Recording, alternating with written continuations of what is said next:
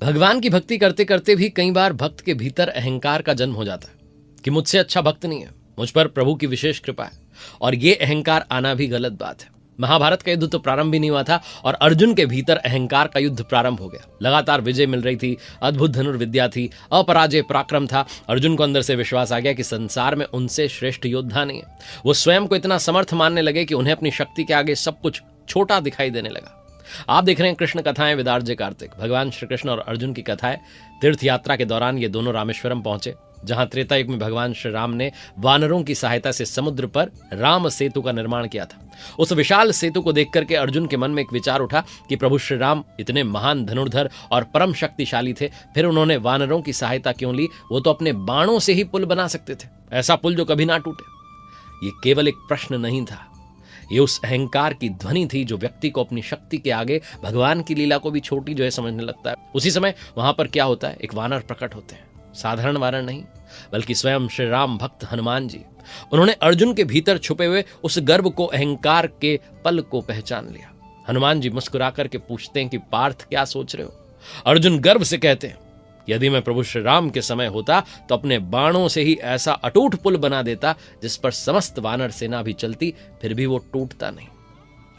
हनुमान जी को समझ में आ चुका था कि अर्जुन को पराजय नहीं, विनम्रता का अनुभव कराना आवश्यक है। उन्होंने शांत स्वर में कहा कि अर्जुन, भगवान श्री राम के हर निर्णय के पीछे गहरा अर्थ था और शक्ति, ध्यान रखना, केवल निर्माण में नहीं समर्पण में भी होती है।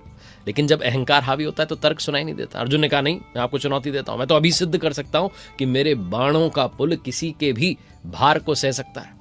हनुमान जी ने कहा, ठीक है, फिर यदि मेरा भार तुम्हारे पुल को तोड़ दे तो तुम्हें अग्नि में प्रवेश करना होगा। अर्जुन ने वो चुनौती स्वीकार कर ली। उन्होंने अपने दिव्य बाणों से समुद्र पर एक अद्भुत पुल बना दिया। उन्हें पूरा विश्वास था कि यह पुल कभी टूटेगा नहीं। हनुमान जी ने प्रभु श्री राम का स्मरण किया और पुल पर पहला कदम रखा। पुल हल्का सा डगमगाया।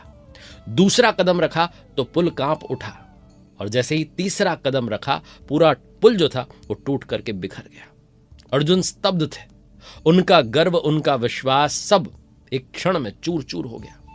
उन्होंने अपनी प्रतिज्ञा के अनुसार अग्नि में प्रवेश करने का निश्चय लिया कि चलिए, आपने कहा था तो मैं अग्नि में प्रवेश करता हूं।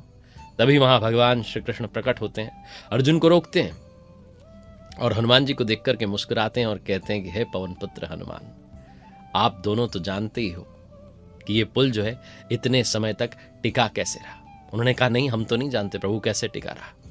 हनुमान जी बड़े आश्चर्य में आ गए कि नहीं प्रभु, मैं नहीं जानता, ये क्या लीला थी। मुझे तो लगा कि शायद पुल जो है वो अर्जुन ने बड़ा मजबूत बना दिया, जो है बाणों की शक्ति थी, इतना पुल मजबूत था। भगवान ने कहा, नहीं, जब तुम पुल पर चढ़े तब मैं स्वयं कछुए के रूप में उस पुल के नीचे लेटा था। तुम्हारा प्रत्येक कदम का भार मैं अपने शरीर के ऊपर सह रहा था। यदि मेरी कृपा ना होती तो पुल तो पहले ही कदम में टूट जाता। ये सुनते ही हनुमान जी भावविहल हो गए, प्रणाम करने लगे। अर्जुन का सिर भी झुक गया। समझ में आ गया कि मनुष्य चाहे जितना भी सामर्थ्यवान हो जाए, उसकी शक्ति तब तक अधूरी है जब तक उसमें ईश्वर का आशीर्वाद ना हो, विनम्रता ना हो। भगवान श्री कृष्ण ने इस प्रसंग के माध्यम से अर्जुन को केवल युद्ध जीतना नहीं सिखाया, बल्कि ये भी सिखाया कि सबसे बड़ा योद्धा वो नहीं है जो अपने बल पर गर्व करे, बल्कि वो है जो अपनी हर विजय के पीछे ईश्वर की कृपा को देख सके।